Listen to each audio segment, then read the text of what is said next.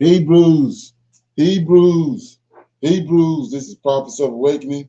It's our Sabbath class, the 20th of April, 2024. What I'll be doing is we'll be looking at our second Ezra, couple of dreams that he had in second Ezra. We're going to go back and revisit them according to current events, things that have happened recently. Okay, you can go to our YouTube channel, The Prophets of Awakening. Check out our videos. Okay, we have a lot of videos, a lot of information given. Videos that connect the dots for you and lead you into the truth of the Holy Scripture. And if you like what you're hearing and receiving, I'm asking you to like, share, and subscribe to the channel. It would be greatly appreciated. We have Cash App at the bottom in case you want to support the channel, and that too would be greatly appreciated. Okay, this is the non-Messianic channel. We deal with the Tanakh and this Torah. Tanakh being the Old Testament, so-called Book of Remembrance, and the Torah is the first 5 books: Genesis, Deuteronomy, Numbers, Joshua. The Torah is the first 5 books. It consists of our laws and our statutes, our culture, and our way of life. Okay. Shalom and welcome to the channel, and welcome to our Sabbath class. We're going to do our normal, which is a moment of silence, Sabbath prayer, read the Psalms, deal with some current events, and a little need to know information. Then we'll open it up for some questions and comments, Q&A, and then we'll go into our lesson, which will be dealing with second Ezra, a couple of dreams that he had. And do some comparison, contrast with things that's transpiring today. Okay. So with that being said, this moment of silence is for the Lord of hosts. All of these doing to bring about our prophesied deliverance in these last days. Oh Lord, we come before thee at this hour on your day that you have given us for rest in your Shabbat, praising you, honoring you because of the position that we know was given unto you by okay, which Creator gave you. And through your spirit and your counsel, O Lord, we have awakened. We have awakened to know who we are as a people and who you are as our Savior and our Redeemer. And we are thankful for all that you have done, and we are eagerly searching out your scriptures that you be in the right place at the right time upon, we be in the right place at the right time upon your arrival to this planet. Okay? But Lord, I pray to thee that you continue to let your light shine down upon us in spirit and in truth. And we love you and we seek you daily, O Lord. There is none else besides thee to redeem us. And we see you in the affairs of the world, and we faithfully await your deliverance. Peace be unto you. Okay. So with that being said, I'll read a song.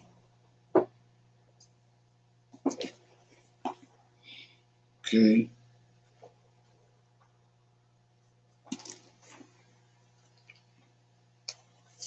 Read Psalm 37. Says the true state of the wicked. It's a Psalm of David. It says, fret not thyself because of evildoers, neither be thou envious against the workers of iniquity, for they shall soon be cut down like the grass and wither as a green herb. Trust in the Lord, do good, so shalt thou dwell in the land, and verily thou shalt be fed. Delight thyself also in the Lord, and he shall give thee the desires of thine heart. Commit thy way unto the Lord. Trust also in him, and he shall bring it to pass. And he shall bring forth thy righteousness as the light, and thy judgment as the noonday. Rest in the Lord, wait patiently for him, and fret not thyself because of him who prospers in his way, because of the man who brings wicked devices to pass. Cease from anger and forsake wrath. Fret not thyself in any wise to do evil, for evildoers shall be cut off. But those that wait upon the Lord, they shall inherit the earth. For yet a little while, and the wicked shall be. Yea, thou shalt diligently consider his place, and it shall not be. But the meek shall inherit the earth, and shall delight themselves in the abundance of peace. The wicked plotteth against the just, gnasheth upon him with his teeth. The Lord shall laugh at him, for he seeth that his day is coming.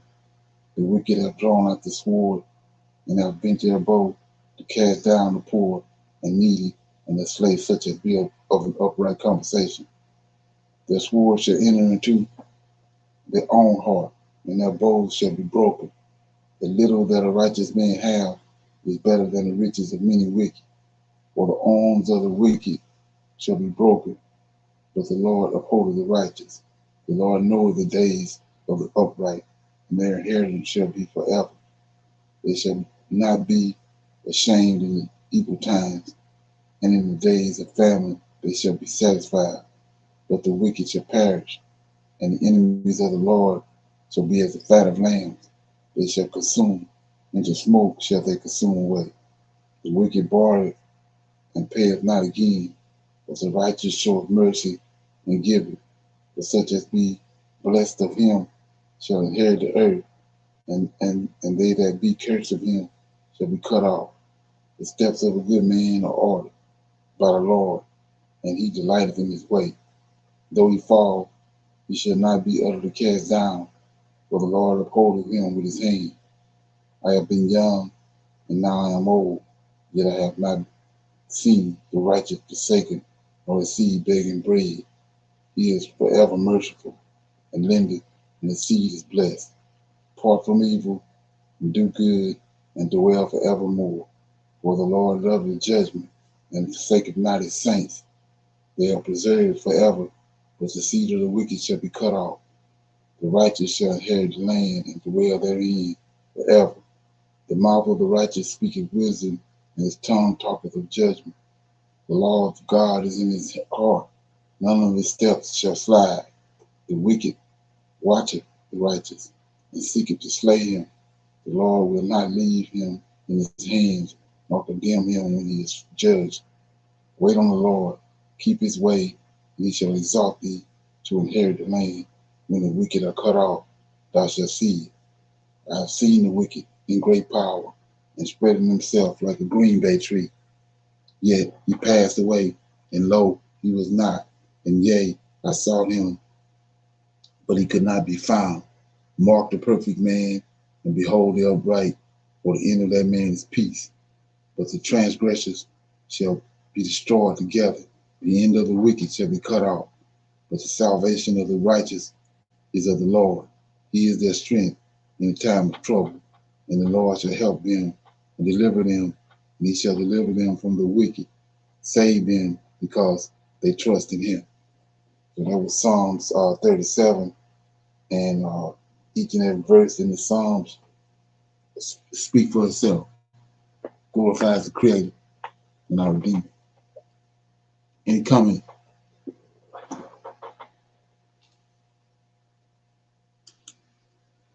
Okay.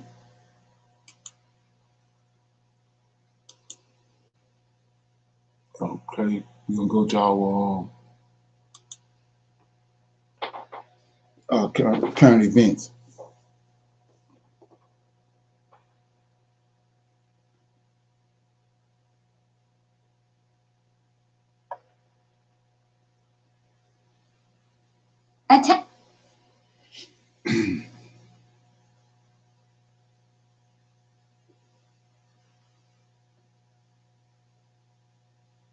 mixed view regarding the United Nations, UN, and its effectiveness, particularly from the BRICS nations and other parts of the global south. These countries often see the UN as being dominated by Western interests, particularly those of the United States, and criticize it for not adequately representing the interests of a multipolar world. For instance, at various forums, leaders like Vladimir Putin have proposed reforms, such as including African nations as permanent members of the UN Security Council to better reflect the current global dynamics. The BRICS group itself is seen as a potential platform to foster a new world order that could challenge Western dominance in global affairs. This is exemplified by initiatives like the New Development Bank, established by BRICS, to offer an alternative to Western-dominated financial institutions like the World Bank and the IMF. Such moves underscore a desire among these nations to reduce their reliance on the US dollar and increase their autonomy in international financial systems. In this video, we explore the reasons behind the United Nations UN operational challenges and examine criticisms from the global south. We will also discuss the limitations of the current international system and consider alternative organizations that could potentially replace the UN. The United Nations UN, established in 1945, was designed to foster international peace and security, a reaction to the devastation of World War II, and an effort to avoid the shortcomings of the League of Nations. From its inception, the UN aimed to provide a platform for all nations to engage in dialogue and solve global issues collectively. Its principal organs, the General Assembly and the Security Council, were intended to complement each other, with the former providing a democratic forum where each member state has one vote, and the latter tasked with the maintenance of international peace and security through more decisive actions like sanctions and military interventions. The General Assembly functions as the main deliberative body of the UN, handling a broad range of issues including peace and security, budgetary concerns, and the oversight of various UN operations. While its resolutions are generally non-binding, except in budgetary matters, the Assembly can intervene in matters of peace and security if the Security Council fails to act under its Uniting for Peace resolution. On the other hand, the Security Council is smaller, comprising 15 members with 5 permanent ones, the United States, the United Kingdom, France, China, and Russia, who have veto power. This structure reflects the post-World War II power distribution and aims to ensure that the leading powers of that era could safeguard their strategic interests. This setup, however, has led to criticisms regarding the Council's effectiveness, particularly when permanent members use their veto power to block action, which some argue renders the Council incapable of responding flexibly and timely to international crises. These 5 countries, all nuclear powers, hold veto power that allows them to block resolutions, which can stymie the Council's ability to function.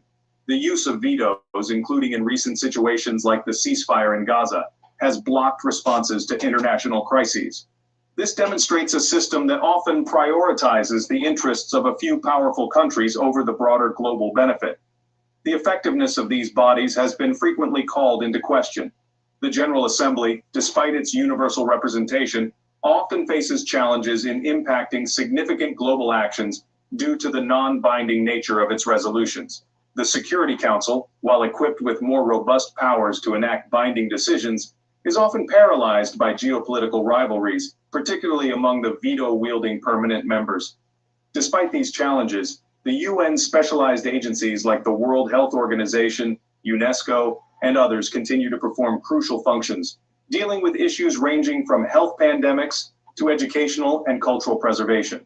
Yet, the Security Council's inability to adapt to new geopolitical realities has severely undercut the UN's overall credibility and effectiveness. The UN's foundational purpose is more critical than ever, particularly in an era of complex global challenges such as climate change and cybersecurity. The prospects for meaningful change are slim. This is largely because reforms would require agreement among the permanent members of the Security Council, who may see no benefit in altering a system that serves their interests. Yeah, so if you can tell this, you can see that if you're paying attention that the UN is pretty much losing its ability. Is fading with everything that's going on, and especially with Russia and China emerging. It's pretty much becoming obsolete. Me looking at it, I can see that what its purpose was from the beginning anyway, was to bring in Israel as a nation. You notice that Israel became a nation in 1948, and they created the UN in 1945. And because of that, the UN they were able to come into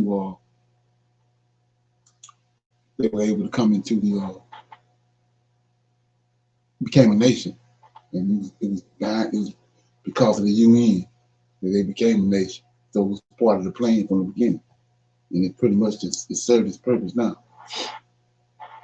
Any comments on that? Okay, we got some current events, cutting edge. Are high between Iran and Israel in the Middle East, following Iran's launch of 300 drones and ballistic missiles into Israeli land.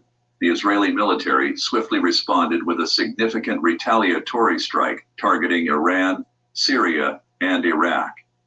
Reports indicate that early on Friday morning, Israel carried out a series of attacks on towns in southern Syria, such as Suwaida and Daraya, as well as Iraqi cities like Baghdad, Mosul, and Erbil, and Iranian cities including Isfahan and Tabriz. Israel carried out these strikes. In addition to these details, it is important to highlight the presence of Russian defense systems in the areas that Israel had struck. However, it is worth noting that the attacks did result in significant damage to the targeted settlements. Isfahan, Iran, was the first location where Russian defenses faced some challenges in fending off Israeli attacks. According to open source researchers, satellite images suggest that Isfahan may be home to a military airbase equipped with Russian S-300 anti-aircraft batteries, a highly capable air defense system. At the airbase, I spotted some F-14 fighter jets. Based in the 8th Shikari camp, the Iranian Army's F-14 Tomcat fighter jet squadron utilized the area near Isfahan as their operational base, fortified by the protective shield of the S-300 air defense systems. The Iranian military facility suffered significant damage due to an attack carried out by the Israeli forces, marking the first time the S-300 defense system was successfully deployed. Reports indicate that the air defense systems and missiles deployed at the Iranian military installation in Isfahan were unable to effectively counter the drone strikes, leading to significant damage in the surrounding area of the military base. Recent satellite photos reveal that the strategic surface-to-air missile battery near Isfahan suffered damage during the Israeli attack. The images displayed a 92 N6E target engagement radar that had sustained damage, yet remained affixed to its radar platform. The incident underscores Iran's significant shortcomings in air defense, particularly in terms of countering the advanced weaponry and strategies employed by the Israeli military. The satellite images clearly showcase the extent of the damage inflicted on the S-300 systems, highlighting the remarkable success of the Israeli operation. They showcase the impressive capabilities of Israeli intelligence and unmanned aircraft systems in successfully infiltrating and eliminating high-value targets. This showcases Israel's impressive ability to execute highly accurate military operations. Are you interested in starting your own faceless YouTube automation channel, but all people? Yeah, like I said, I was saying that last year, beginning of this year, that Israel is going to do something spectacular at the end here, because when you're looking at Bible prophecy and all that, there had to be something they was going to do in the very end that was going to twist everything up, because we see in scripture and in prophecy that it says the end of Esau is the beginning of Israel. So it's some major event has to happen pertaining to Esau at the very end of this age to usher us in. So like I said before, we can see now that what they're doing with everybody was under the assumption that and it could be propaganda, but everybody was under the assumption that Iran was just going to wipe out all Israel. But we see within the last 2 days, they done struck Iran twice. And according to the information that I got, they pretty much humiliated him.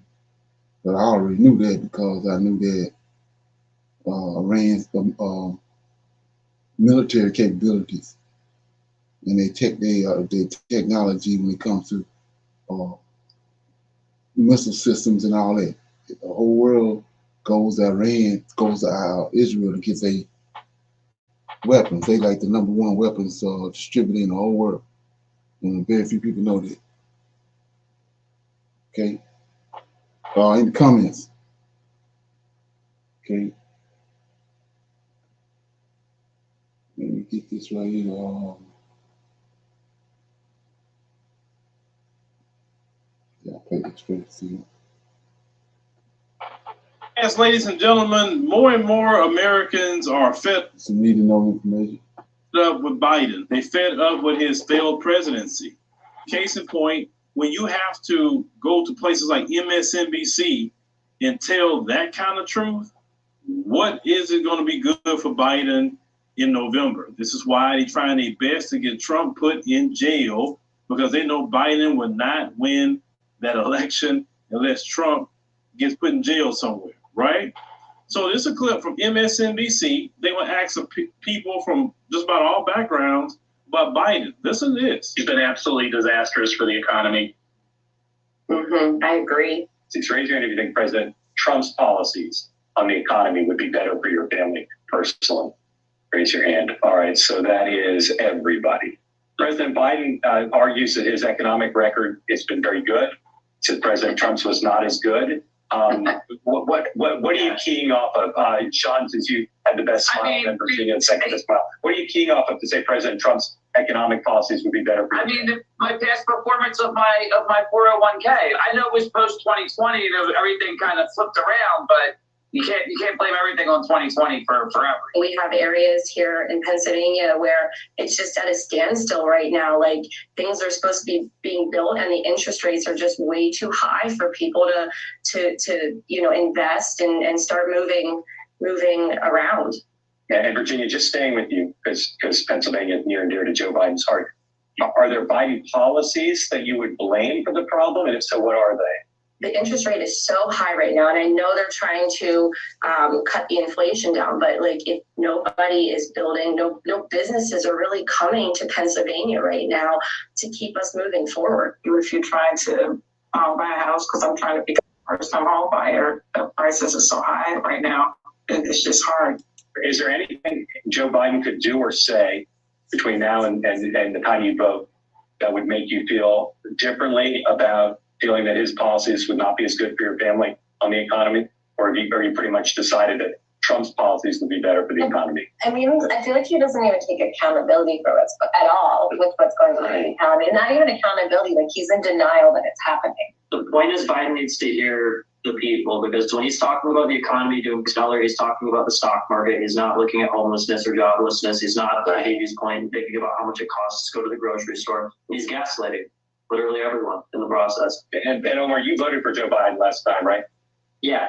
Well, that's not really good at all if you are on the Joe Biden campaign team.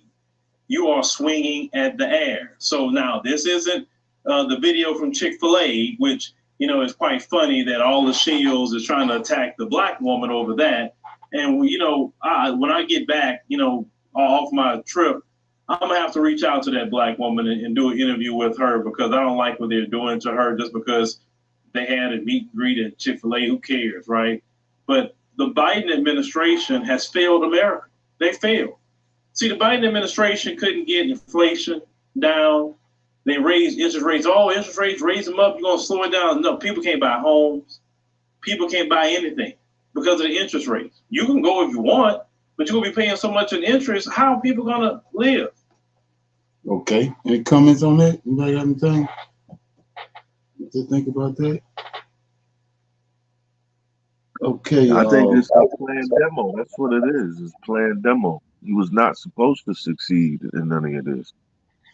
Talking about Obama, Biden. Yeah, it wasn't supposed to. Right. Yeah, the whole thing, even with I mean, you have to be a nutbucket to not know that they was a part of that strike, but Israel just made against Iran. They want you to think that America was against that and didn't want to have nothing to do with it. Yeah, they was number one participants. Okay. So with that being said, I was going to open it up for some Q&A, questions or comments, and then I was going to deal with do it all at once, but deal with anybody have any comments or questions about last night or the last couple of days we've been dealing with this Elohim situation. Let me post this right here. Says that the guy that we was dealing with on the video, the translators for the last 200 years, 2,000 years, that hoodwinked our scriptures. It says one of the guys was Mario Bellini, I can't say his name. Saying that he was killed, or they trying to kill him. And he had 2 books, the Naked Bible and Gods of the Bible. So, okay, yeah. So if you want to check that out or get those books or read them or whatever, it says Naked Bible, with 2 books, Naked Bible and Gods of the Bible. Appreciate the information. Okay. Anybody have any comments on that? Questions about it?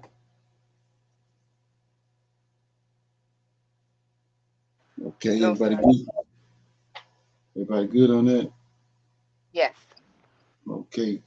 Yeah, we're going to be, like I said last night, we're going to be dealing with some more information that came up about what's going on with the cows over there, the red heifers, and the impact that it's going to have if they sacrifice them, or if they do it publicly, let the world know they want the impact of that. So I'm gonna play this here just like a little teaser, I guess you can call it, for tomorrow. Okay. He's from Shorshim Ministries. He's the founder of that and Jacob's Tent Fellowship founder. And welcome to the program, sir. How are you? I'm doing well. How are you today? Very good. It's good to have you on again. So good to be here. Tell me the red heifer thing. I heard back in the 90s, I think it was, people were talking about the red heifer, that, they're rare, but I think there was I think it was an American farm, maybe Florida, I can't remember, that had a bunch of red heifers, and they sent them over to Israel. Is that right? Yeah, I think it was from Mississippi was the farmer. Anyway, okay. I don't remember that. But anyway, it was back in the late 90s, 97. And there was one red heifer. They even named her Melody. And I think they put her on the cover of Newsweek or Time or something like that. But anyway, it created a big stir about the red heifer. And the red heifer is connected to the idea of the possibility of a rebuilt temple. And so, yeah, there was a lot of chatter back as far back as the late 90s. So. Okay, so there's been 9 red heifers that have been sacrificed since Moses, and that's to purify the temple? Well, the red heifer is basically, thematically, it's the antidote to the golden calf. The golden calf is, about rebellion, death. Moses has that ground into powder, mixes it with water, people drink it, that identifies as guilty, death. The red heifer, it's burned, the ashes are collected, it's mixed with spring water or pure water, and then those who've been contaminated, and particularly with contact with something that is dead, you're purified and you're cleansed ceremonially. And so the idea is that you can approach God, where before with the golden calf, I'm not going to go with these people. If I go with them, I'll have to kill them. They're so stubborn. But then he made allowances. And so it is for ceremonial cleansing in order to approach God. So that's important in relation to the rebuilding of the temple, because they don't have a temple at this point. religious Jews see the temple as the manifestation of God's presence on earth. They want to be able to approach God in that regard.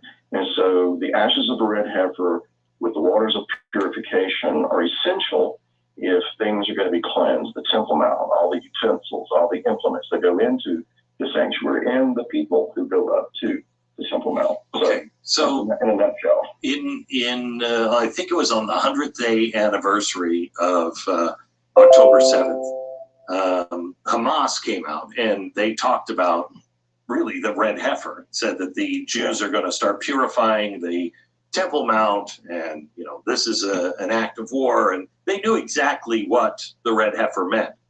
But we've had a red heifer before. Why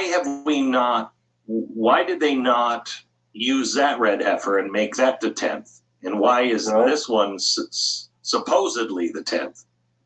Well, the one that I referred to from 97, they were watching it, but it actually grew some hairs that were, of a different color, because this red heifer has to be entirely red. There can't be hairs of a different color, which is, why it would make it so rare. Right.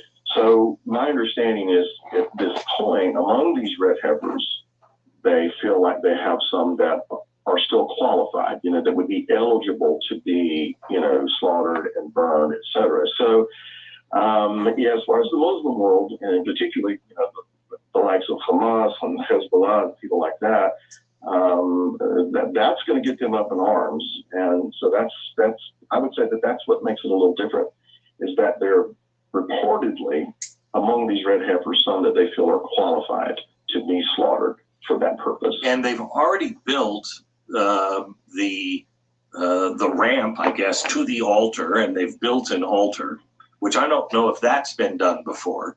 And they're claiming that before the Passover, somewhere around this time, that they're going to slaughter the heifer and burn the heifer ceremonially. Correct?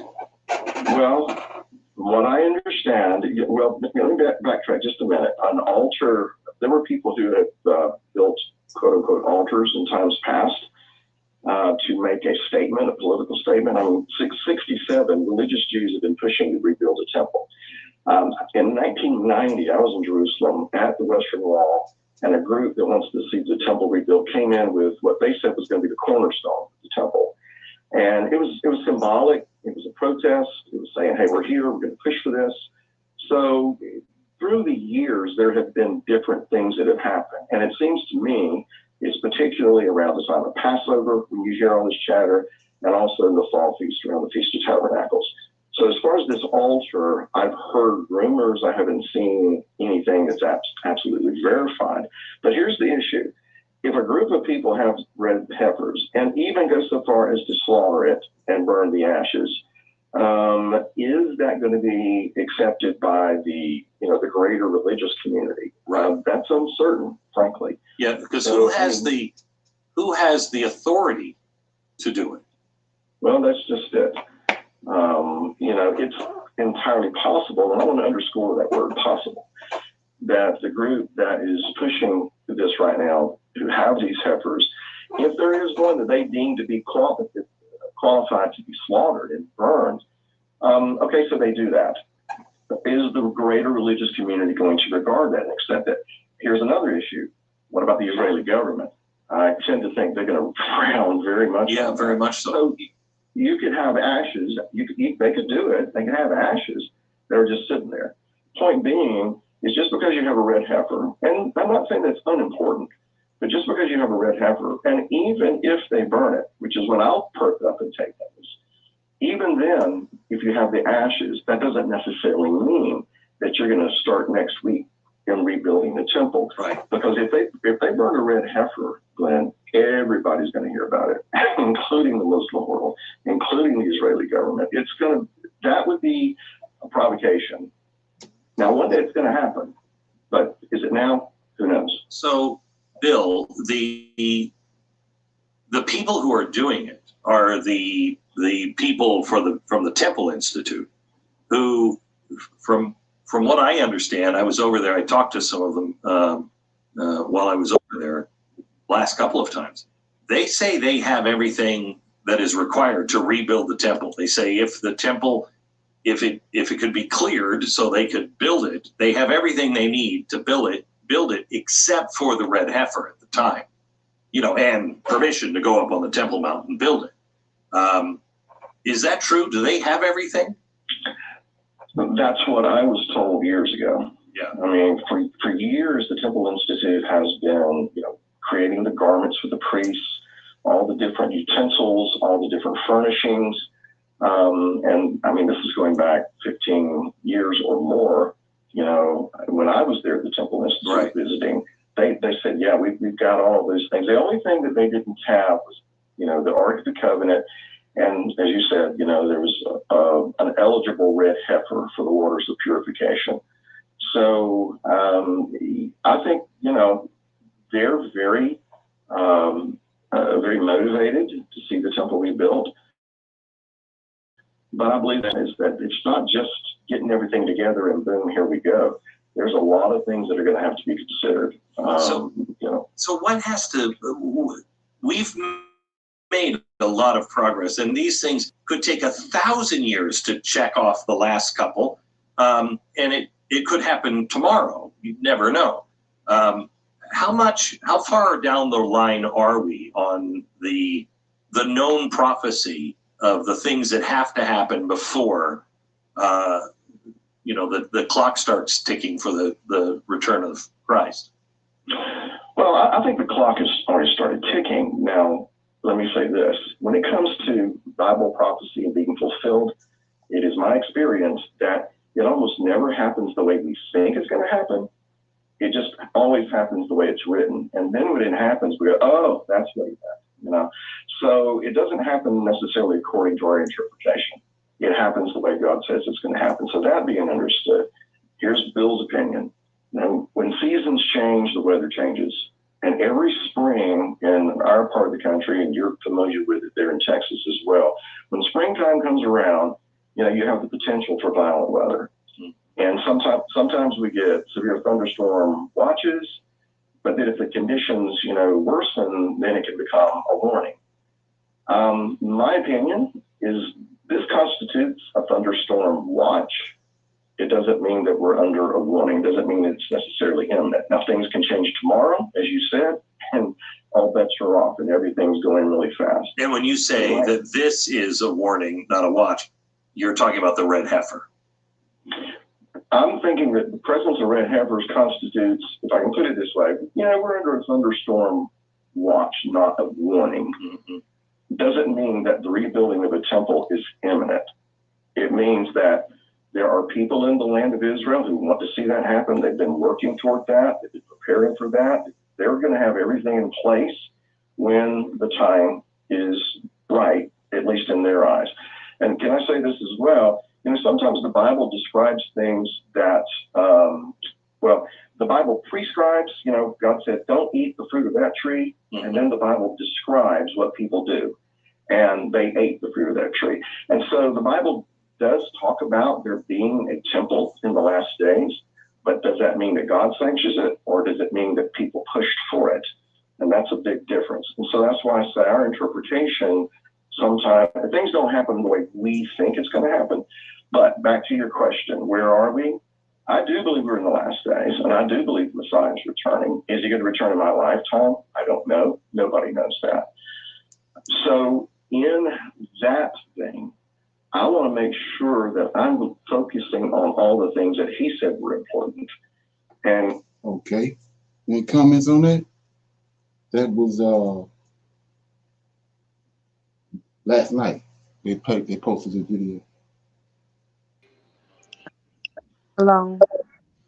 Okay. I was looking at the calendar, and on the 22nd is called the Passover, and they don't give me any indications of why they consider that date, the 22nd of April, Passover. So are they talking about that Passover? Because this Easter has passed, and the Passover for Easter is gone. So on the 22nd, it's saying Passover on the calendar. I don't know what that Passover indicates. Is it something? That's a Jewish Passover. That's the that's the event that happened in Egypt. When they left, he told them to put blood on the doorpost. So the Passover is a remembrance of what the Lord of hosts done in Egypt when he passed over the Israelites. When we was talking about the Elohim, and we was talking about I was reading the roles that those 7 angels have, and I was showing how some of them responsibilities overlap. Like Gabriel was also considered the angel of death, and Michael is considered the angel of death also, because those roles. So when he came to Egypt, he had to, because of who he is, the angel of judgment. He told the Israelites, put blood on the doorpost to signify, for me to pass over the blood of the lamb was sacrificed in order for them to be, remission of their sins, and he passed over them. So that's what the Passover is every year, the ceremony. Right. Yes, sir. I remember the 10 Commandments. I think it was in there with the firstborn not to die in that home also. Was that it too? But the 10 Commandments and what happened with the Passover, that's 2 separate events. You're talking about the 10 plagues, right?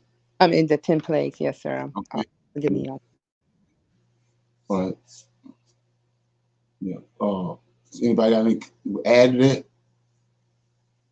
Any comments? I don't know. What was she asking? Were you trying to distinguish, show the 2 differences and what they did on Easter?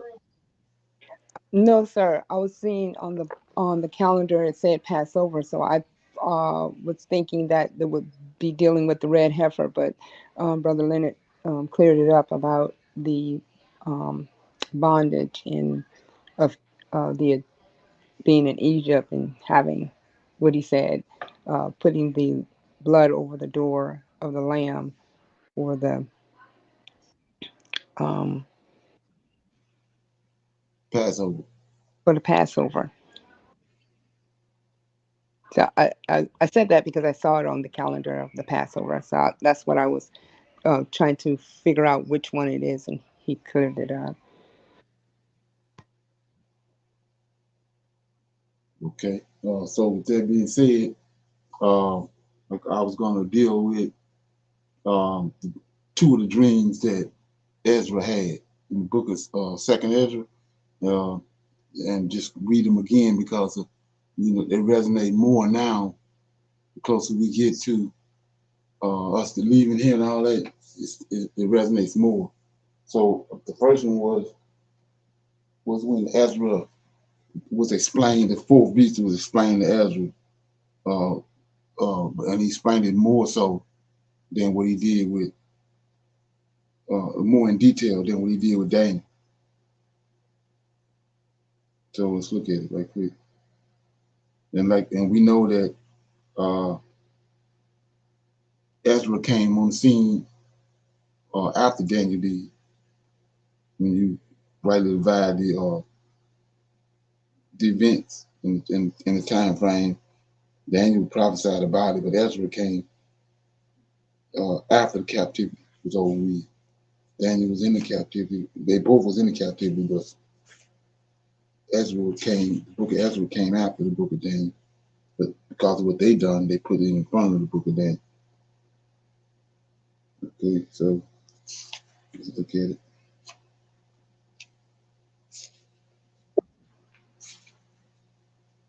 Okay.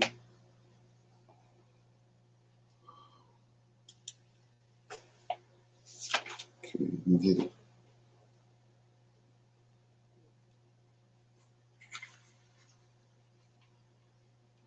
Okay, it says, I'm in 2nd Ezra chapter, checking. 2nd Ezra chapter 10, chapter 11.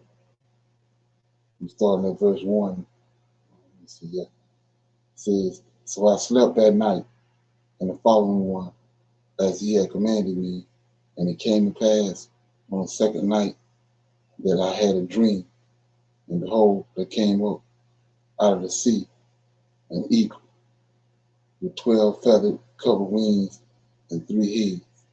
And I looked, and behold, he spread his wings over the whole earth, and all the winds of heaven blew upon him, and the clouds gathered about him. And I looked, and out of his wings grew additional wings, and they became small, dwarfish wings, but his heads were rested, and the middle head was greater than the other heads, but it was resting like them. And I looked, and behold, the eagle flew with his wings to reign over the earth and over those who live on it. And I saw that everything under heaven was subject to him, and no one opposed him, nor any creature that was on the earth. And I looked, and behold, the eagle rose up upon his talons, and he uttered his voice to his wings, saying, do not all watch at once. Sleep each in his own place, and watch by turns, but let the heads be reserved for the last. I looked, and behold, the voice did not come from the heads, but from the midst of his body. And I counted his additional wings, and beheld there were 8 of them. And I looked, and behold, on the right side, one wing arose, and it rained over the whole earth. And it came to pass, after it had rained, that it came to an end and disappeared, so that even the place where it had been could not be seen. Then the second arose and reigned, and it ruled a long time. And it came to pass, after it had reigned, that it also came to an end, so as it disappeared like the first. And behold, a voice was heard, saying to it, listen, you who have ruled the earth so long, I make this proclamation to you before you begin to disappear. No one after you will rule as long as you have ruled, or even half as long. Then the third wing rose itself up and ruled like the former ones, and it also disappeared. And so it fell to all the wings, one by one, to the emperors, and then to disappear again. And I looked and beheld in due time the additional wings on the right side raised themselves up in order to become emperor. And there were some of them who succeeded but immediately disappeared, and some of them raised themselves up but did not remain emperor.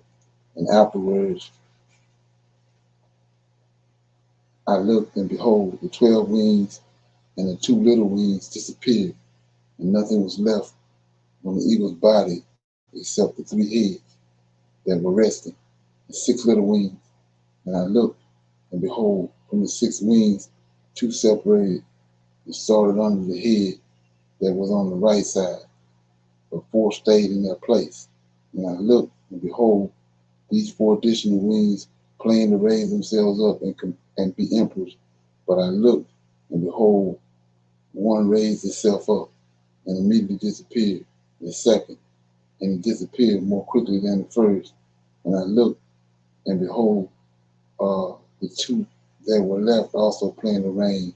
But while they were planning it, beheld one of the resting heads that was in the middle awake, where it was greater than the other 2 heads. And I saw how the 2 heads were united with it, and behold, the head turned with the ones that were with it, and it ate up the additional wings which planned to reign. Moreover, this head made itself master of the whole earth and ruled oppressively over its inhabitants. And it had more power over the world than all the wings that had gone before it. And after I looked and beheld, the middle head immediately suddenly disappeared, just as the wings had done. But the two heads remained, and they also reigned over the earth and over its inhabitants. And I looked, and behold, the heads on the right side ate up the one on the left.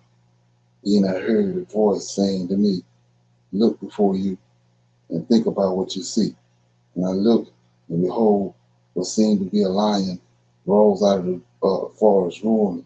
And I heard how he uttered a man's voice to the eagle and spake, saying, listen, I will speak unto you. Most High says to you, are ye not all that's left of the animals that I made to reign over the world, so that through them the end of my times might come, and you are forth to come, and you have conquered all the animals that are past, and you have held the world in subjection and great terror, and the whole earth with harsh oppression. You have lived so long in the world with deceit, and you have not judged the earth with truth. You have persecuted the meek and hurt the peaceable. You have hated those who tell truth and love liars. And you have destroyed the dwelling of the fruitful and torn down the walls of those who did you no harm.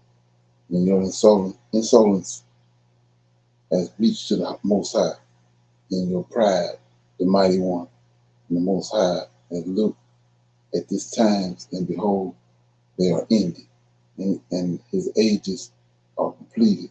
Therefore, you will surely disappear, you eagle, okay, and your dreadful wings, and your wicked additional wings, and your malignant heads, and your cruel talents, and your whole worthless body, so that the whole earth may be free from your violence, and be refreshed and relieved, and hope for the justice and mercy of him who made her.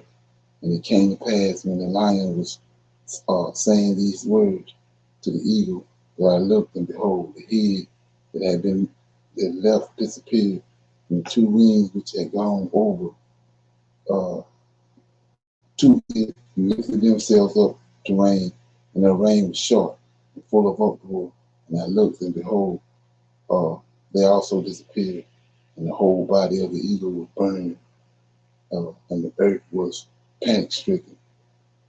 Then, because of the great disturbances of mind and great fear, I awoke, and I said to my spirit, behold, you have brought this upon me, because you tried to search out the ways of Most High. Behold, I am still weary in mind and very weak in my spirit, and there is not the least strength in me, because of the great fear which has fell this night. So now I will entreat the Most High to strengthen me to the end. So that was the vision right there. Anybody have anything trigger anything while I was reading that? That was the vision. We haven't got to the interpretation yet. Well, the Most High's interpretation or Gabriel's interpretation. Anybody got any comments on that? Question? Okay. No, sir. Okay, let me go back.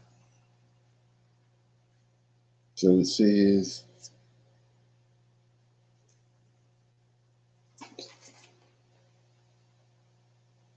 okay, yeah, it says, one of the things I want to shine light on, it says, I looked, and behold, the voice did not come from his head, but from the middle of the body.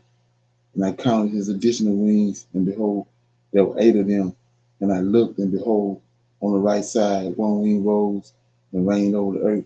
And it came to pass, after it had reigned, that it came to an end and disappeared, so that even the place where it had been could not be seen. Then the second arose and reigned, and it ruled a long time. And it came to pass, after it had reigned, that it also came to an end, so that it disappeared like the first. And behold, a voice was heard saying to it. So this is the part I want to deal with right here before I go and read the interpretation that the Gabriel gave. Ezra. So if you look at that, just the fourth beast.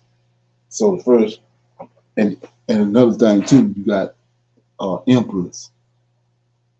You got Caesars, then you got emperors too. But you notice it said the first one. We know the first Caesar was Julius Caesar.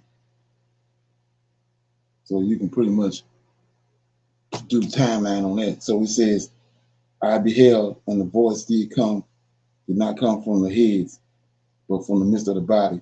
And I counted as additional wings, and behold, there were 8 of them. So I want to focus on this because you can get thrown off. But you have to understand history too, like I said before, and you can pretty much piece a lot of this together. So it says, I counted as additional wings, and behold, there were 8 of them. Right. So I'm looking at Judeo-Claudio family, the first family that was ruling, and so it says it was 8 of them, and I looked, and behold, the right side, one wing arose and reigned over the whole earth, and it came to pass after it had reigned that it came to an end and disappeared. That's Julius Caesar. You say, how you know that? Just keep reading, so that even the place where it had been could not be seen. Then the second also reigned. That's Augustus Caesar. If you do your homework, you know he the one ruled the longest out of all the emperors. He ruled the longest. So it says, and it came to pass after he had reigned.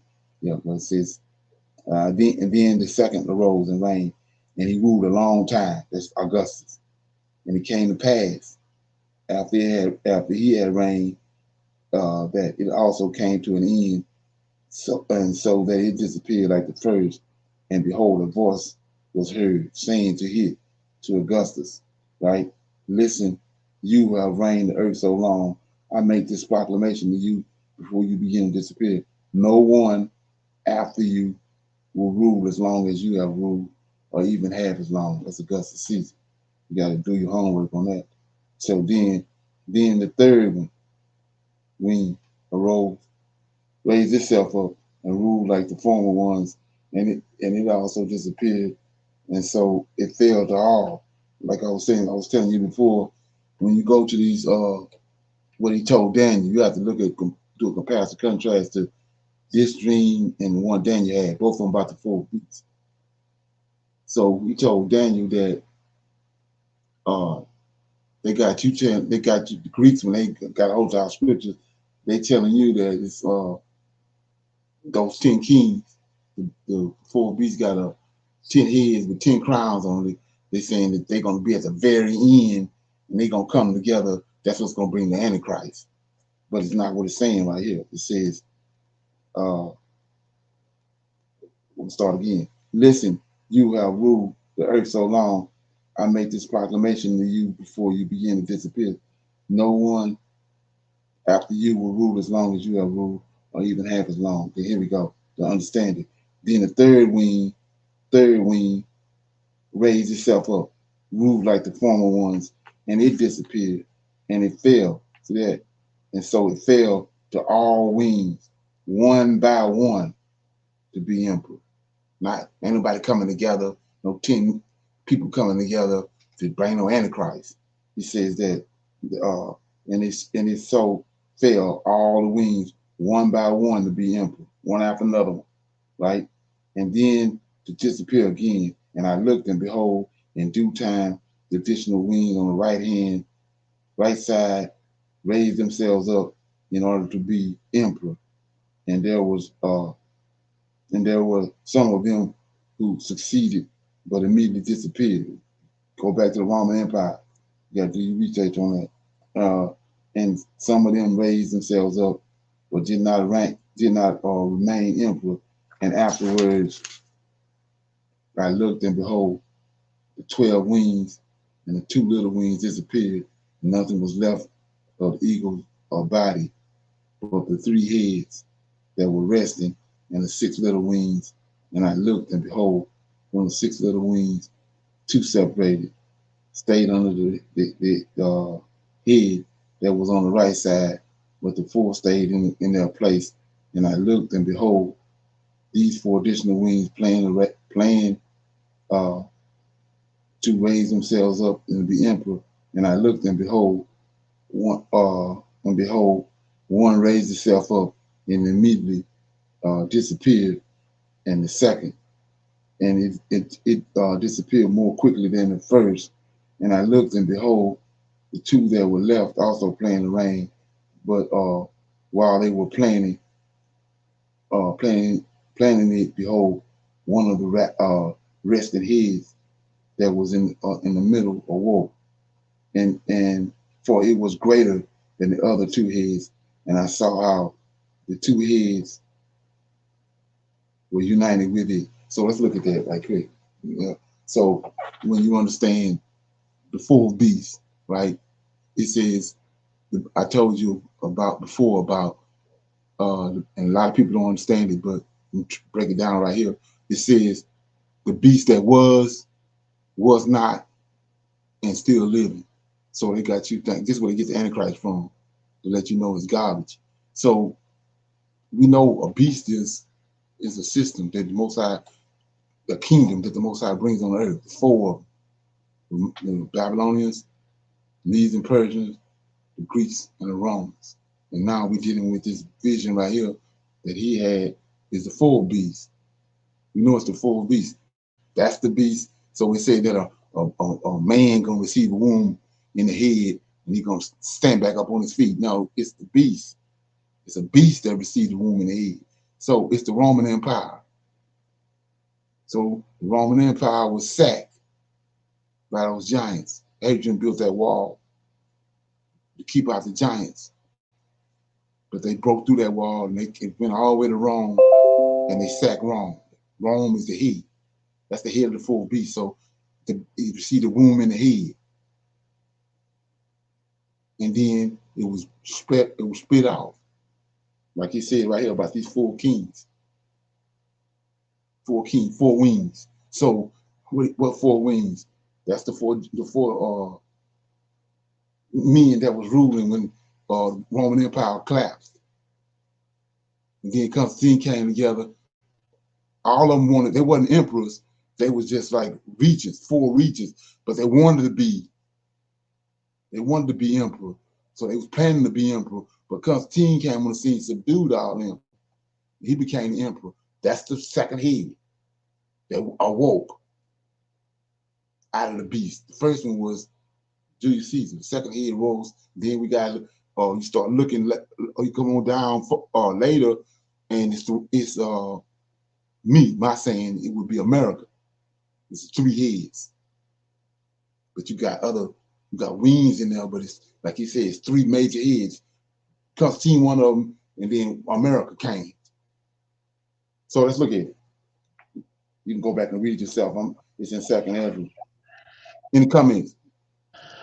Yes, sir. So, Shalom. So when they say the beast, they're not talking about a physical being, physical creature. They're talking about entities. Talking about kingdoms. Yes, sir. Okay. Go to Daniel. Go to Daniel. Yes, sir. Daniel chapter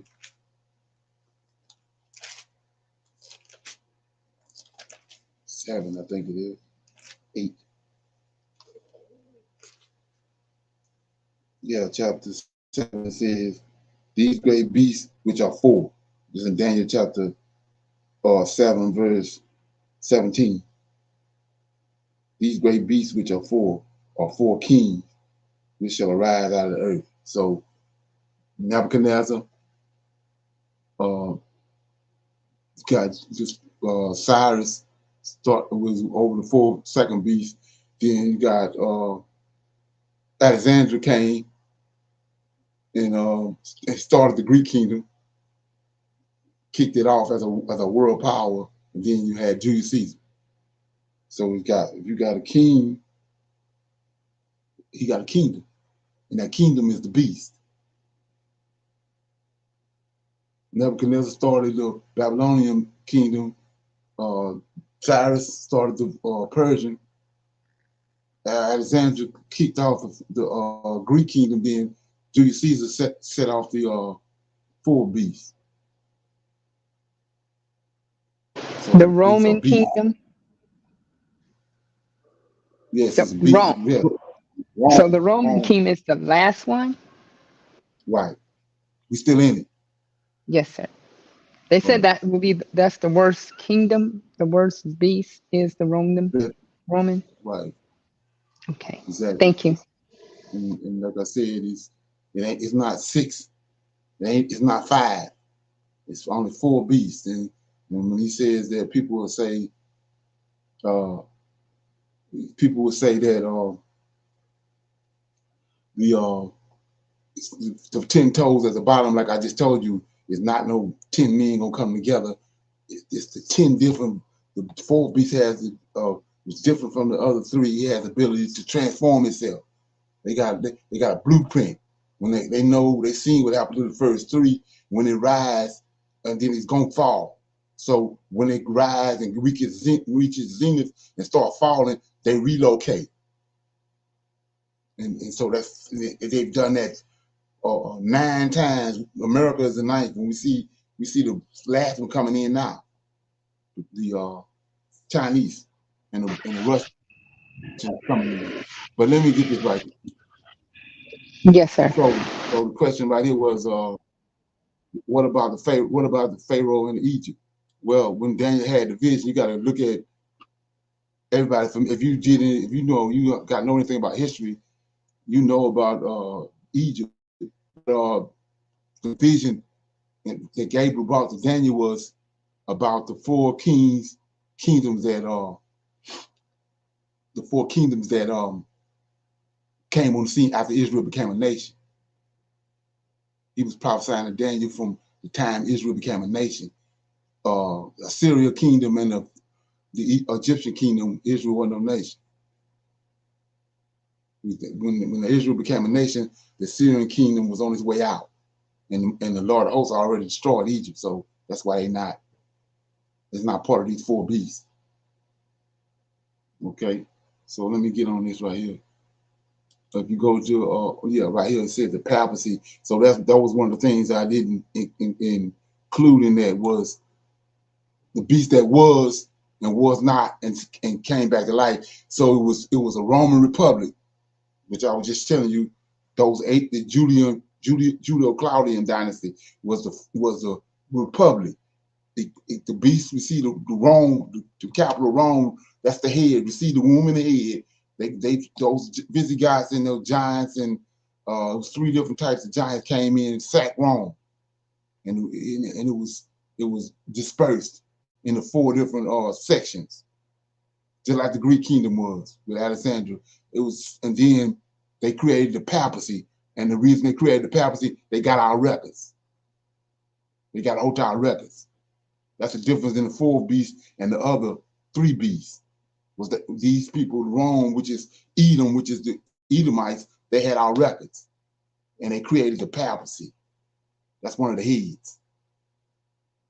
The Roman Empire. That's what, when Constantine used our records, they created the Holy Roman Empire. At first, it was a republic. That's the first head. Then he created the Holy Roman Empire and the harlot, and the beast was revived. That did live. Got wounded in the head and did live. The Roman Empire, Council of Nicaea, and all that brought it back to life. And like I was saying before, he became the emperor. It was 4 of them when the Roman Empire was divided. All had plans on being emperor, but Constantine subdued the other ones, and he became the emperor. That's when the beast raised his head back up. Okay. Any comments?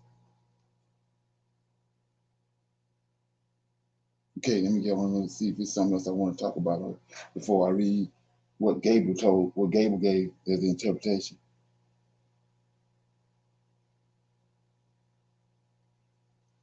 Oh yeah, so I'm gonna start right here in 11 and 24. It says, I think we in the midst of this now. It's unfolding in front of us. It says, I looked, and behold, from the 6 little wings were 2 separated and stayed under the head that was on the right side, but 4 stayed under in their place. And I looked, and behold, these 4 additional wings playing the right raise themselves up and be emperor. And I looked, and behold, one raised itself up and immediately disappeared, and the second disappeared more quickly than the first. And I looked, and behold, 2 that were left also playing the rein.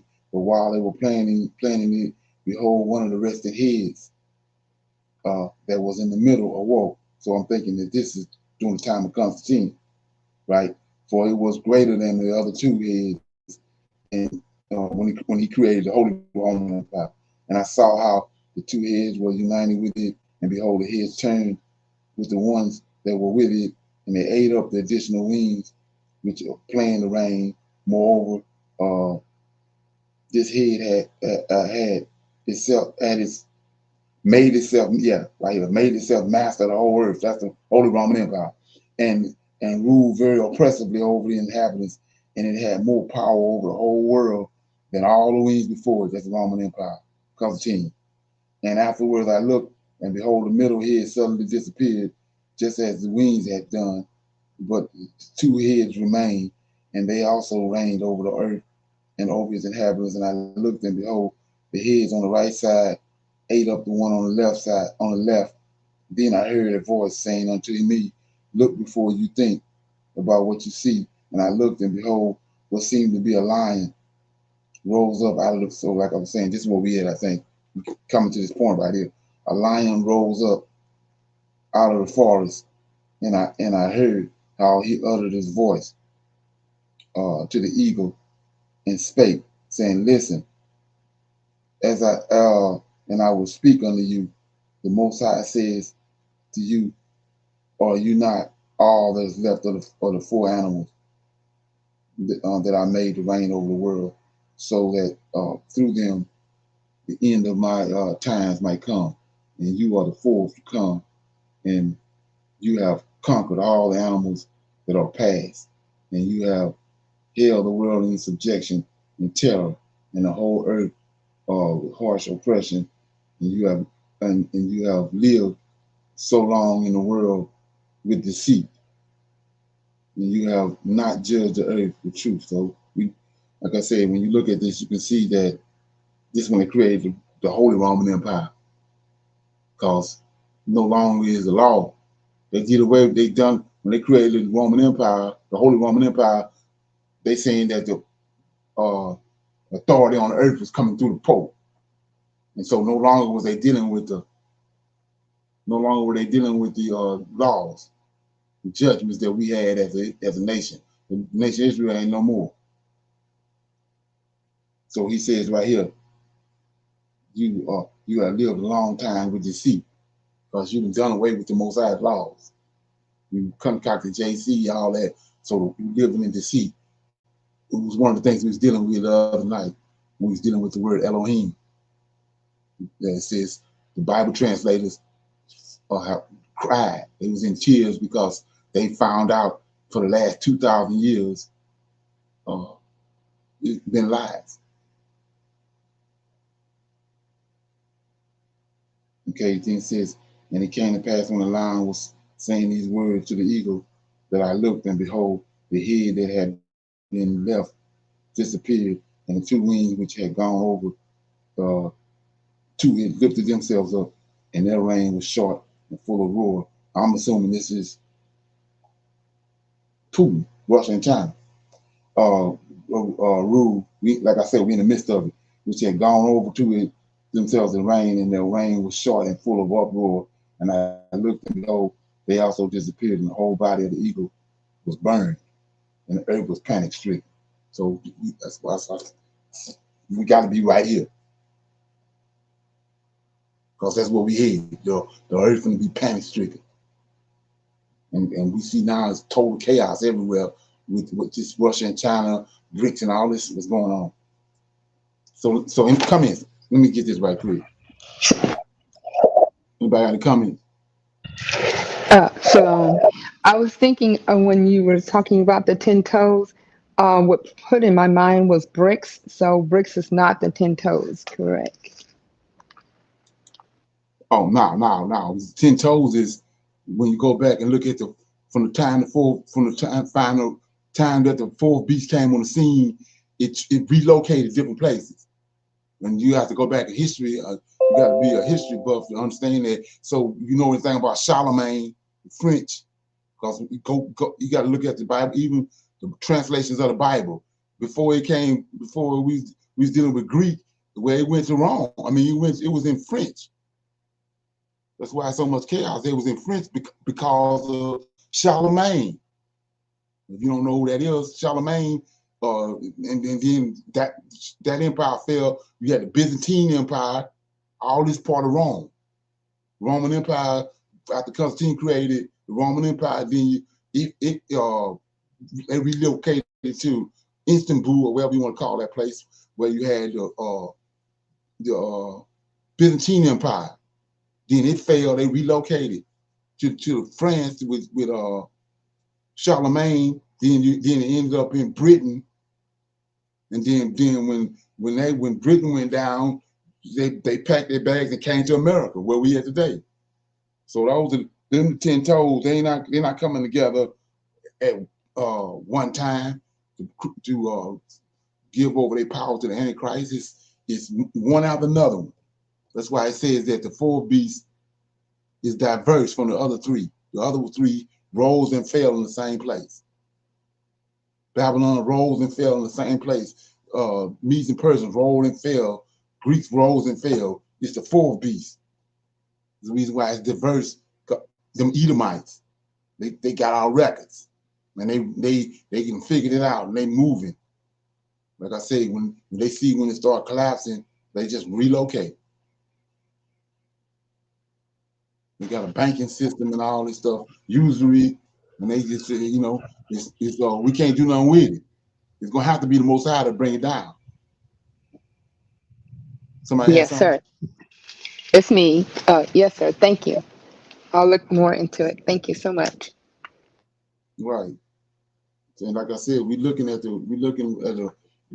how it goes today. Because you know what I'm saying, you can see the transformation right now. The same we read in history how they left from always tied to what they done with the papacy was Martin Luther and all them got fed up with what was going on, so they moved, not understanding that America was gonna come out of it, but the Edomite knew. But anyway, they left from over that area and came here to America, and lo and behold, look at America. There ain't no difference in America and Rome. And then now we see America declining. But who's behind it? It's these Edomites, bankers with all the money. They bringing it down, control demo, bringing in this new system. But he don't have no respect for the Most High or none of his laws. So he intermingles, and it's not like the Israelites that's supposed to stick with their tribe, stick with their lineages. He don't care. He got Chinese people that he done bred with that he using, and he got Britons that he dealt with and he just mingled all over the place. That's the reason why they use the woman as they follow their lineage through the woman, because they send the women in to marry these wealthy men, and that's how they get in. That's how Nathan Rothschild did. They send their daughters out to go marry into these families, and then you look up, they got the money. To the point where now it's at now, they got all the money. They behind the screens dictating everything. Like I said, we can see how it works today because of just in the 90s, the early 90s, and nobody it's go under the radar because nobody paying no attention to it. But if you look at like names like Caterpillar and DuPont, all them countries, you ain't heard nothing. I mean, I remember me coming up, used to hear those names all the time. Where they at? They went to China. These bankers, Edomite bankers, moved them all the time. That's the reason China where it's at today. Like I said, they know what goes up gonna come down. So they reaping all the benefits of it while it's rising, and while it's at its zenith. When it start falling, you take all their stuff and they started shuffling everything to go somewhere else to start over again. They want to get that money from the while it's rising and when it's at its top. But once it start falling, they gone. Taking all the money with them. They controlling the whole banking system.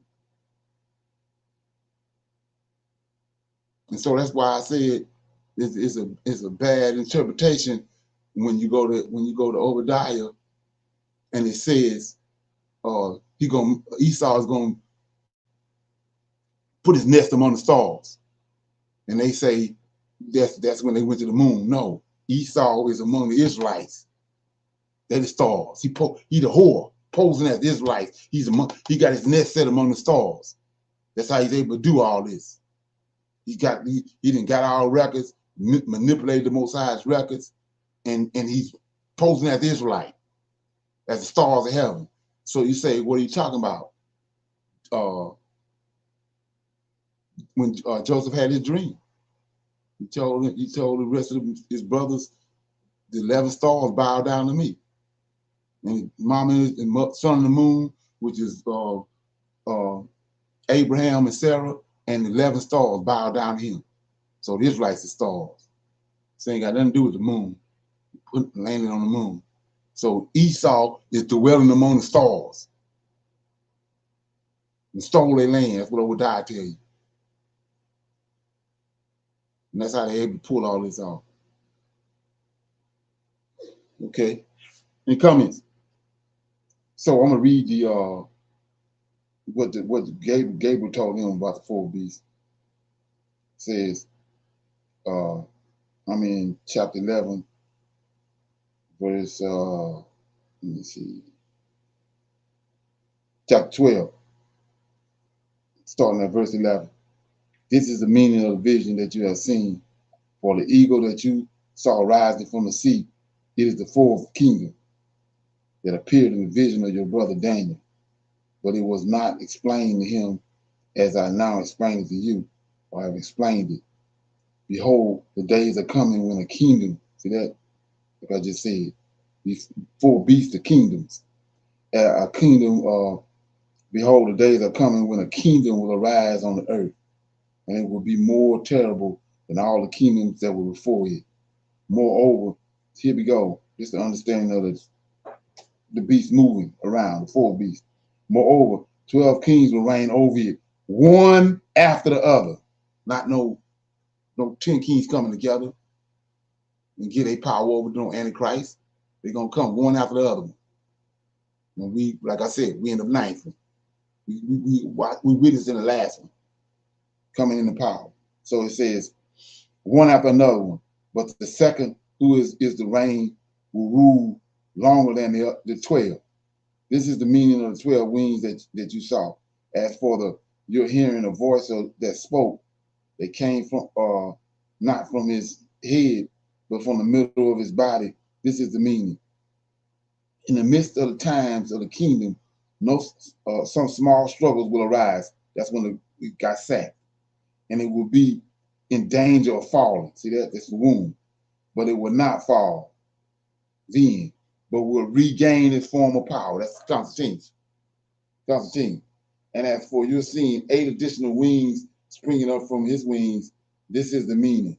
The 8 kings will rise in it, whose time will be short and whose years will be fleeing, and 2 of them will fall when the middle of the time draws near, but 4 will be reserved for the time when the time of his end begin to approach. That's what we had.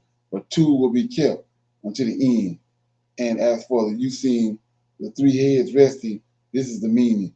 in the last days, the Most High will raise up 3 kings, and they will renew many things in it, and will stretch the earth and those who live in it with greater oppression than all who were before them. That is why they are called the eagle's heads. For it is they that will bring the wickedness to a head and will bring him to his end. And as for you seeing a greater head disappear, one of them will die in his bed, but in torment. But as for the 2 who were left, the sword shall devour them. For the sword of one of them shall destroy devour the one who was with him, but he will fall by the sword in the last day. And as for your seeing 2 additional wings crossing over to the head on the right side, this is the meaning. It is these that the Most High has kept for the eagle's end, and for the rain was short and full of disturbances, as you saw. And as for the lion that you saw rousing up out of the forest and speaking to the eagle and rebuking him for his wickedness and all his words that you have heard, he is the anointed one, David, who the Most High has kept until the end of days, who will spring from the posterity of David and come and talk with them. He will. So let's look at that right quick. So he says, he will spring from the posterity of David, right? Let's look at it. Isaiah. So I'm not trying to give you my interpretation. I'm showing you how I got to where I was at. So I'm in Isaiah chapter 11, and it says, "There shall come forth a rod out of the stem of Jesse." See that? So we already know right here these clowns look like this. So it says,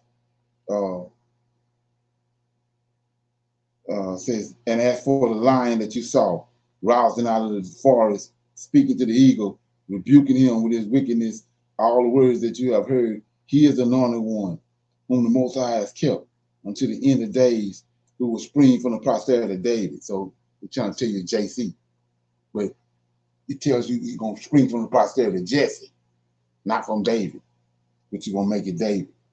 So anyway, so he says, posterity of David, and come to talk with him. He will charge them with their unrighteousness and rebuke them for their wickedness and reproach them to their faces with their transgressions. For thus he will set them alive before his judgment seat. And when he has rebuked them, he will destroy them. But my people will remain, he will mercifully set free, who remain in my borders, and he will make them glad until the end comes, the day of judgment, of which I told you at the beginning. This is the dream that you had, and this is the meaning. But you alone were worthy to know these secrets of the Most High. So write all that you have seen in a book and put it in the secret place and teach them to the wise among your people, whose hearts you know can receive and keep these secrets. But you must stay here 7 days more, so that you may be shown whatsoever pleases the Most High to show you. Okay. So let's look at it, what I just read. I'm going to make that plain too. So it says, but you must stay here 7 more days. So 6 days and a Shabbat. Then you're going to come back, so that you may be shown what it pleases. So you may be shown whatsoever it pleases the Most High to show you. So the Most High ain't showing him that. We know from understanding what the Elohim is and what they had different roles. Gabriel was the one they had, was an angel of understanding. So Most High gonna send Gabriel. Gabriel gonna come back, not the Most High. Anyway, let's keep going.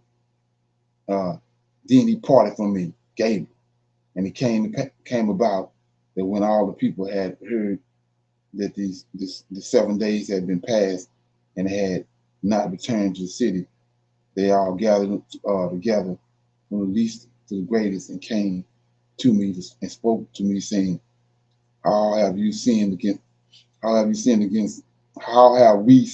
you, and what harm have we done you that you have entirely abandoned us and stayed in his place. For all the prophets, you alone are left up to us like a grape cluster out of a vineyard, and like a lamp in a dark place, and like a safe harbor for a ship. So like it right here, I want to shine light on this. So we read in Obadiah. It says let's look at it. Got about 20 minutes, I think. Let me see. So let's look at this right quick. It just dawned on me when I read it. If you go to Obadiah, right? Yes, sir. Look at Obadiah. It says he's pointing out the fact that who Esau the one that came and stole our land and took our gathered our records up. So verse 5 in Obadiah says, if thieves came to thee, robbers by night, how art thou cut off? Would they have stolen till they had enough? The grape gatherers, see that? The grape gatherers came to thee, would they not leave some grapes? Then verse 6, how are the things of Esau searched out? How are his hidden things sought out? So here we go. We go to Revelation right here. It says, if grape gatherers came to you, would they not leave some grapes? But let's look at what the grapes is. I was assuming that all the men of Israel was grapes. But look what it says right here. How have we sinned against you? All these Israelites coming to the prophet. Only Ezra left. Right? So he says, how have we sinned? It's right before Antiochus and them cast the Israelites out. How have we sinned against you? And and what harm have we done unto you that you have entirely abandoned us and stayed in this place? And here we go. For of all the prophets, you alone are left to us like a grape. See that? Make that firm in. See that? Like a grape clustered out of the vineyard. So these Levites, these priests, and these prophets is the grapes. Learn it means. Come on. Any comments?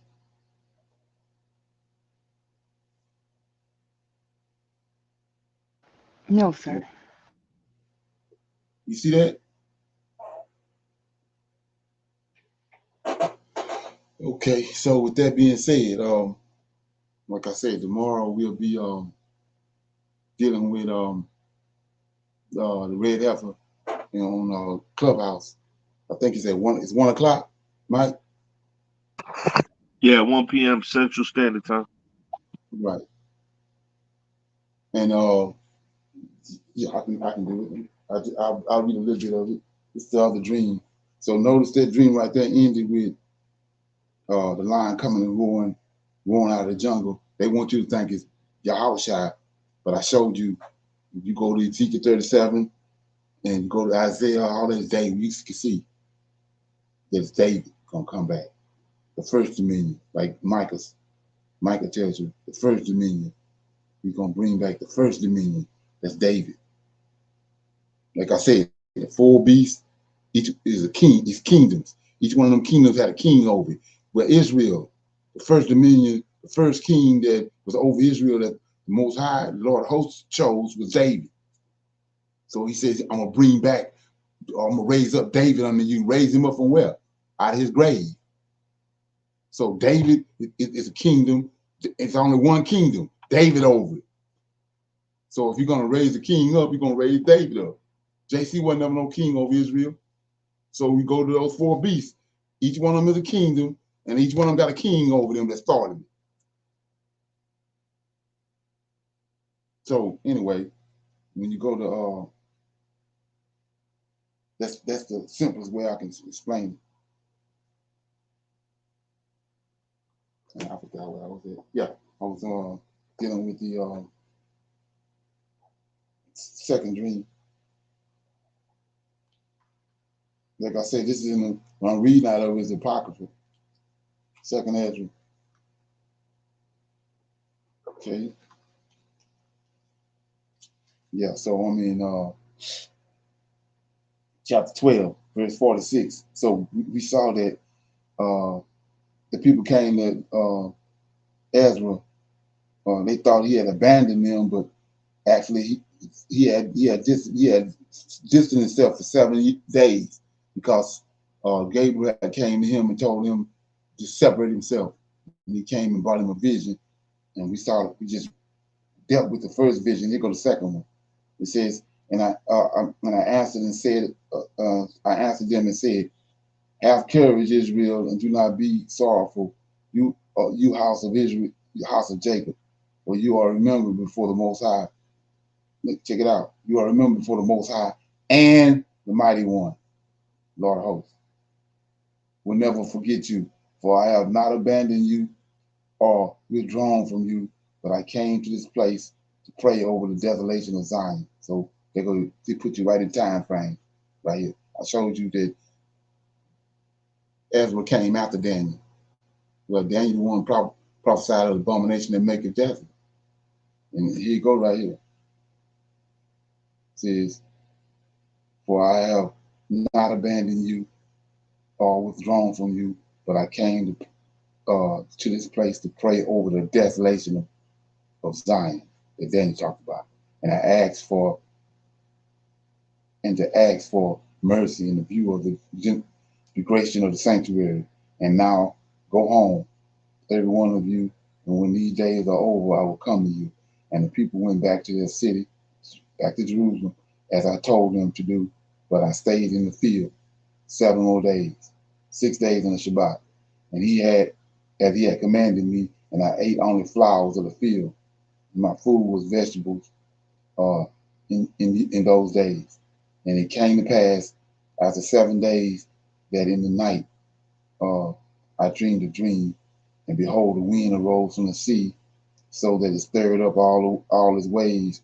And I looked, and behold, the wind brought out of the heart of the sea something like the figure of a man. This day, tied to the first vision. And this man flew with the clouds of heaven, and whatsoever he turned his face to look, everything was seen by him trembled. And whenever the voice went from his mouth, all who heard his voice melted as wax. And when it fills fire, and after that I looked, and behold, an innumerable multitude of men was gathered together from all the 4 winds of heaven. So what winds of heaven are you talking about? Same 4 winds. Let's look at it. Same 4 winds in Daniel. Ezekiel chapter 37. Let's look at it.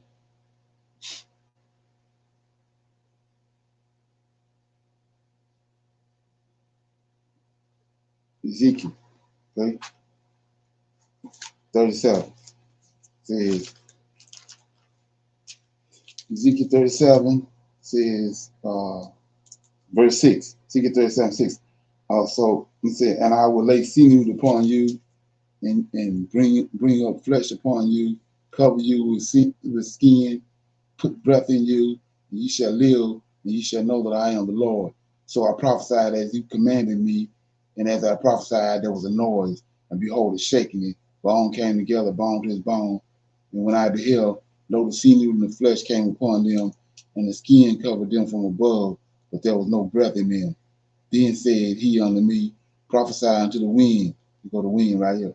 Prophesy, son of man, and say to the wind, thus says the Lord God, come from the 4 winds. See that? Come from the 4 winds. O breath, breathe upon these flames.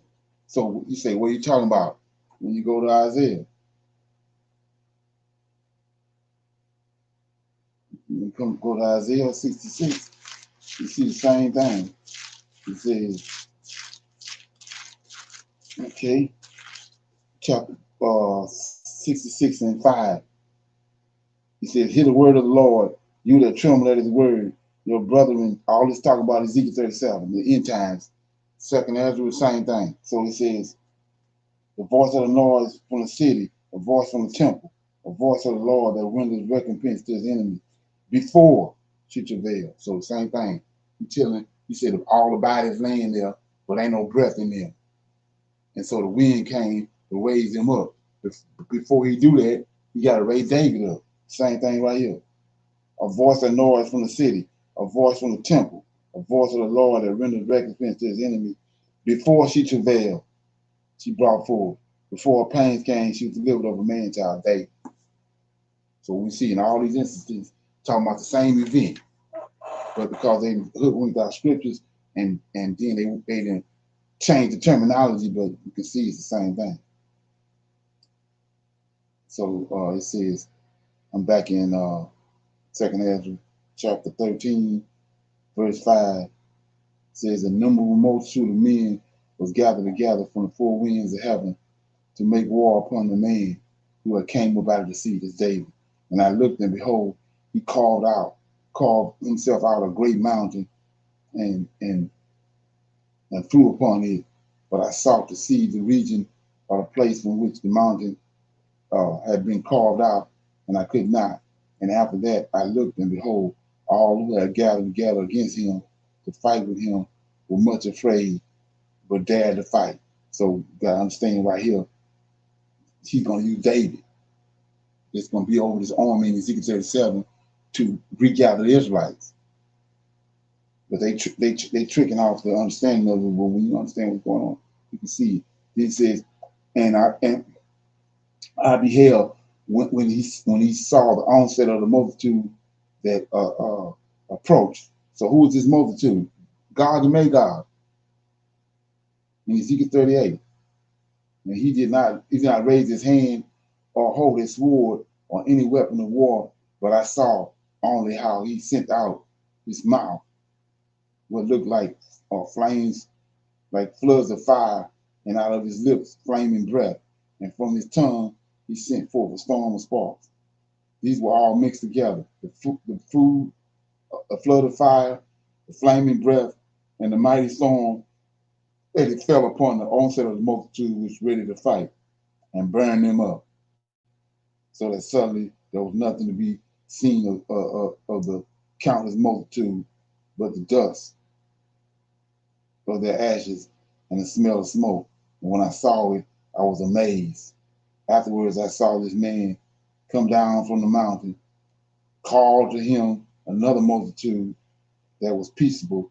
Then many came to him, and some joyful and sorrowful, some in feathers, and some bringing offerings. So it's David. And this is another verse.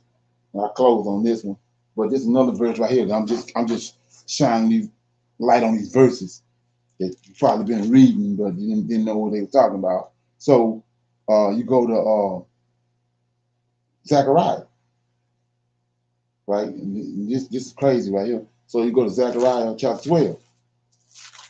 So we see right here, you're gonna raise up all our forefathers, David and all them out of their graves. So I'm in Zechariah chapter 12, and I'm gonna deal with specifically verse 10, because they want you to think that it's Jesus Christ. So verse 9 says, Zechariah 12 and 9, and it shall come to pass in that day that I will seek to destroy. See that? All the nations that come against Jerusalem. We just saw it right there. It's David. He using 10. And I will pour out, same event, and I will pour out upon the house of David and upon the inhabitants of Jerusalem the spirit of grace and supplication. And they shall look upon me whom they have pierced, and they shall mourn for him as one mourning for his only son, and shall be in bitterness for him. So let's look at that part. 10. I will pour upon the house of David, and upon the inhabitants of Jerusalem the spirit of grace and supplication. Why? And they shall look upon me whom they have pierced. When you understand what that word means, we know who they pierced, the Lord of hosts. That's who they used to replace him with. They made JC the Savior. So they denigrated the Lord of hosts. But the Lord of hosts chose David to be his Messiah. So let's look at it.